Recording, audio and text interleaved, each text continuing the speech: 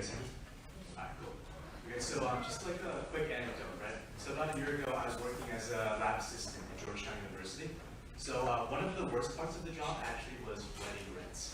So like, I'm by far nowhere near an English major, right? I still have to go to college. But I was tasked with writing something upwards of like 100,000 words for this application that I had no interest in. But I was still getting internship hours, and that was part of the deal, but whatever. So as we were writing this, the work week went onwards up to 18 hours a day, up to 6 days a week, something upwards of 100 hours just overall. And by the time we were done with it, we checked everything, double-checked, triple-checked, and by the time we were done, we submitted it, and we got rejected. So, okay, get the results back, check again, see what we did wrong, resubmitted it, and we got a lower score than we did eventually, than we did in the first place. So as I was contemplating which bridge to throw myself off of, I came up with the idea for grantED. We're about that. Alright, so grantED is an automated grant review tool, and it's for independent researchers and also research institutions. For the independent researchers, we're going to offer a web app, and then for research institutions, we're going to offer like actual software to download. To the right, we have our prototype. Just switch pages, but the last page shows our main product, which is the annotations. And the annotations highlight all the errors that you would find in a common application. And you can go review those errors, fix them, and then resubmit to the government website. So I kind of explained what it was, and now I'll explain how it actually works.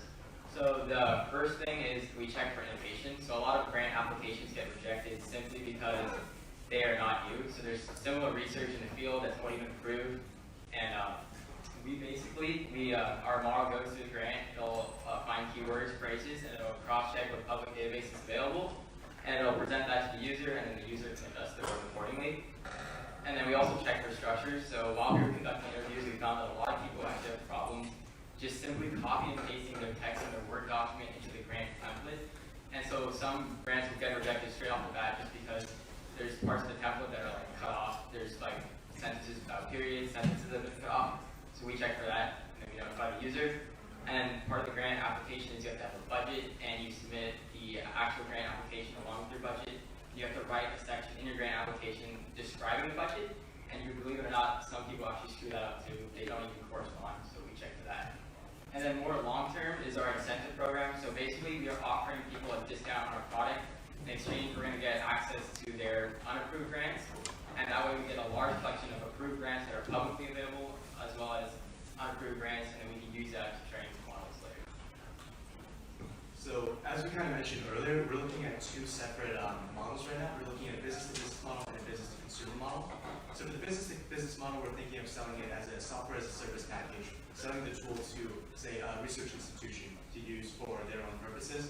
And for the business-to-consumer model, we're thinking of taking it off as a website, pay-per-use essentially, and every time that you need it, just pay once and use the tool once. All right, so I'm Nick. I'm in charge of tech and operations. And I'm Max. I'm in charge of, I guess, everything else now. And Angel, unfortunately, will be here because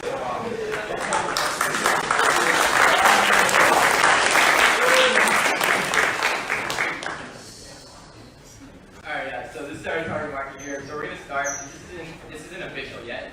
We're still working on this. There's so many grants, there's so much opportunity. But right now, we're thinking about starting with just NIH clinical engineering research, which is about $500 million. Then just clinical research in general, and then finally biomedical research. But again, this is subject. Right. So from talking to various researchers and research institutions, we found that primarily the major issue was kind of the small things. Kind of like Nick mentioned earlier, there was like the issues with formatting, there was issues with budgeting, just the small things that can catch you unaware.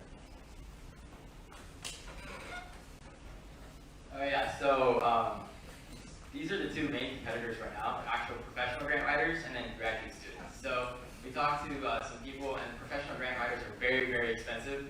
They'll write your application, and they'll also review your application, but again, they're very expensive, and they take a lot of time. They take like upwards from like months and months and months. And then there's graduate students who can just pluck from different colleges, and yes, they're really, really cheap, but again, it also takes them a long time because, again, they're inexperienced, and yes, they know the knowledge, but it takes them a while. And then there's us. were quite easy and we'll get the job done. Cool. Okay, so kind of wrap it up. We kind of ran out of time, but this is the last few slides. Thanks.